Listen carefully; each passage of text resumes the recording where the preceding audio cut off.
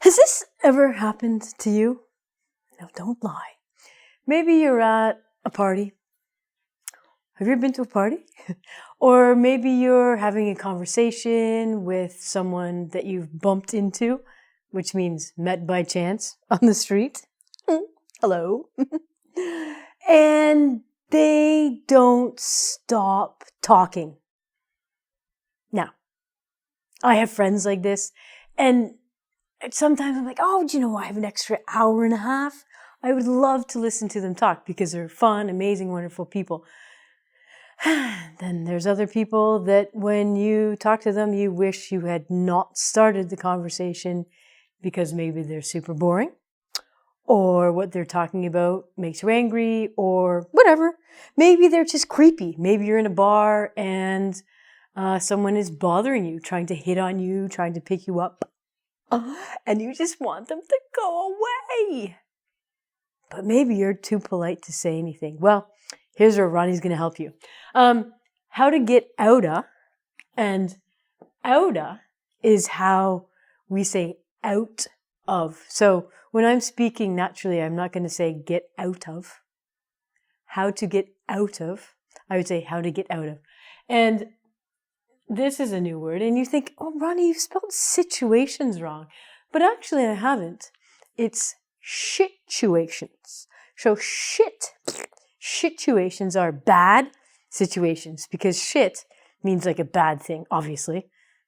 Unless you're into that, that's fine, but blah, blah. So how to get out of situations or bad situations, or, you know, how to end the conversation. People think it's rude to end a conversation. I disagree. If someone is yapping at you for ages, which means a long time, and what they're talking about is boring, hey, you know what? I just can't be bothered to stand here or sit here and listen to you anymore. I'm leaving, okay? But there are polite ways to do it, and there are more, shall we say, rude ways to do it. People are worried that they would offend the other people by leaving the conversation. I disagree. It's your time, it's your energy, it's your day. So I don't think it's rude. You can do it in a rude fashion. Cartman, thank you. You can go, screw you guys, I'm out of here. So basically he's just saying like, I'm leaving. I've done that. I'm at a party and some guys, or some girls, I'm like, bye. And I just leave because I don't want to talk to them. Do they care? No. Do they get offended? No. Do they notice? I don't know. I'm gone.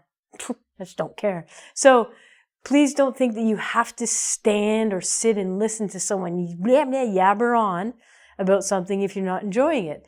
It's cool to excuse yourself from a conversation. It's cool to end the conversation.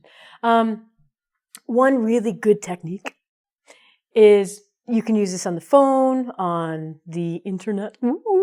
What you can do with people is make future plans. So let's say you're talking to your mom, you're like, oh, your mom's talking to you, like, well, Mom, okay, so I'll see you like tomorrow at 7. And that automatically, it cues the person, I don't know, some magic to know, oh, this person wants to end the conversation. But it's never that, I don't know, obvious. We just automatically in our brain think, oh yeah, okay, yeah, tomorrow, oh, let's do it. And then the conversation ends. It's perfect. So you're talking to someone, say, do you know what? I'll see you at work tomorrow. I'm like, yeah, okay, tomorrow.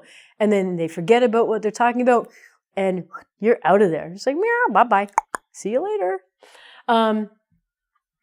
This is fun at parties. Do you have like uncomfortable staff parties, or I don't know, cocktail parties? Where are all the cocks? And what happens is maybe there's a group of people talking that you say, oh, those are the fun people over there. I want to talk to them. And you're stuck talking to Chatty Cathy. And here's a great technique. You can grab another victim or person. So if there's another person walking by in the conversation, you physically grab them. Well, be careful. Okay, don't want to get assaulted or anything, but you can say, "Oh, hey, Kevin, come here." And Kevin's like, "No, I don't want to go over there. Come here. Kevin, have you met Kathy?" And then Kevin's like, "Oh, God." So then you can put Kevin there to speak to Kathy, and you can leave. So grabbing another victim or two, it's always good to have a group of people come up. "Oh, guys, come here, have you met Kathy?" And they all have, but that's fine still. "Oh, yeah, come here. So then you exit, enter, exit. You exit the conversation, and Kathy has another person to talk to. So it's a great technique. I like this one. This one I'm not too fond of because then it's like you actually might have to see the person again. So be careful how you use that one. Okay. I use this a lot. I like this. So, and my mom taught me this. Thanks, Mom. Favorite phrase on the phone. "I'll let you go." Go where? I don't have any place to go. But you're basically giving the person permission to hang up. Like, "Oh, okay. Well, I'll let you go now because, we have nothing else to talk about." And it kind of puts the pressure on them like, "Oh, yes, I'm busy. No, I have to go." Probably don't have a plan after, but it puts the onus, as we say, or the responsibility on them. There's a couple more phrases like this that you can use. If you make it or you make the situation about them. "Oh, wow, we're standing outside having a smoke or whatever. Oh, do you know what, Steve? You must be cold. I won't keep you out in the cold too long. I'm going to go inside." And the person's like, "Oh, I am cold, thank you." Or, they'd be Canadian. And they can say, "Oh, no, I'm Canadian. I'm not cold." "Oh, well, you must be hot. Okay, well, I have to leave now. Shit, that didn't work. What am I going to do?" So you can always think about them. You say, "I won't keep you." That's a perfect one because you're not really giving them a chance to say, "Oh, no, it's fine. I won't keep you," which I'm going to keep you in my possession. It doesn't mean that. It just means like, I'll let you go. I won't keep you. I won't keep talking to you, which is like you're saying it like, "Oh, do you know what? I'm not going to keep talking to you." And people think that's polite. They're like, "Oh, cool. Okay. Well, that's really nice of her." Meanwhile, you're like, dodge that bullet. I'm out of here. If you're talking on the phone, it's a little easier. Oh, my cell phone, the reception's terrible. Sorry, I gotta go. You can always blame it on your battery. "Oh, yeah, sorry, Dad, my battery's just gonna die." Make sure you hang up, though. Die, right? You gotta die. Be dramatic. People love the drama. So if you have a cell phone or a computer, if you're on Skype or Zoom or whatever, and you just want to leave that meeting, do you know what? I'm sorry, my laptop battery just died.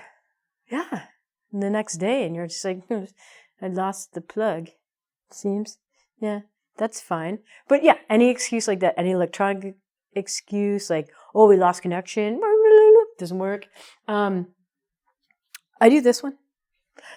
And I do it because it's real and it's true. But maybe if you weren't in the position that I am, make a mental time limit. So, for example, you're at work and you have a 5-minute break.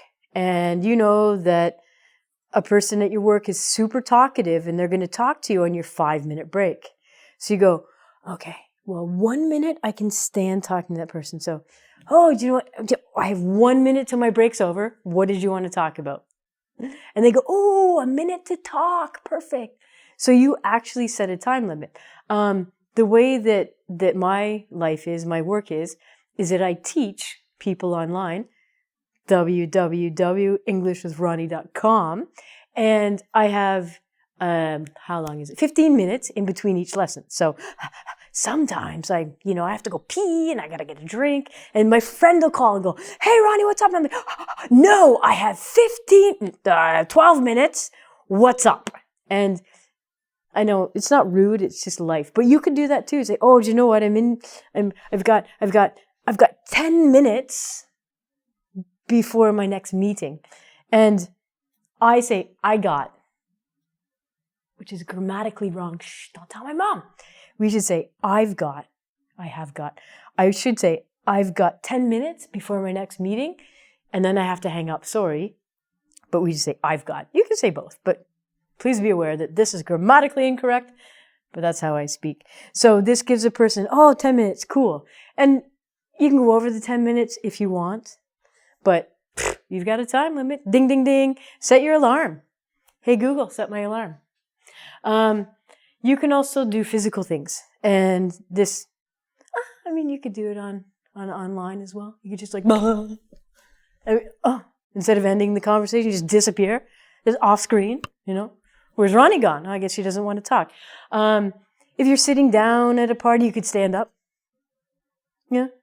And, I guess the person doesn't want to talk anymore because they've stood up. Stand up, past tense, stood up. You can move. Just all of a sudden, it's just, start cracking some things that people don't like that. I do this often if I'm at a nightclub because I go to nightclubs all the time. Just a huge clubber. When I used to go to nightclubs, or if I'm at a band, which I do, honestly, if somebody's talking to me and I want to talk to them, I'm just like, okay, just physically turn your back and start dancing, or just do a disco boogie. Oh yeah, bye. Mm-hmm. Okay. And it happens. You just leave and they're just like, wow, okay. Eye contact is very important when you're talking to people. So if you start to look away, you can look down at your shoes, go, wow, do you know what? My shoes are really cool today. I'm glad I bought these. If you start looking away, the people automatically know that you've lost interest. And it's the fine art of letting the person know that you've lost interest without being rude. Unless you want to be rude, that's fine. Just disappear. But you can start, well, I've done this too. Just go. Or you can, start doing something different. It's great talking to you guys, but I'm off to steam my clothes right now, so I'll be back soon.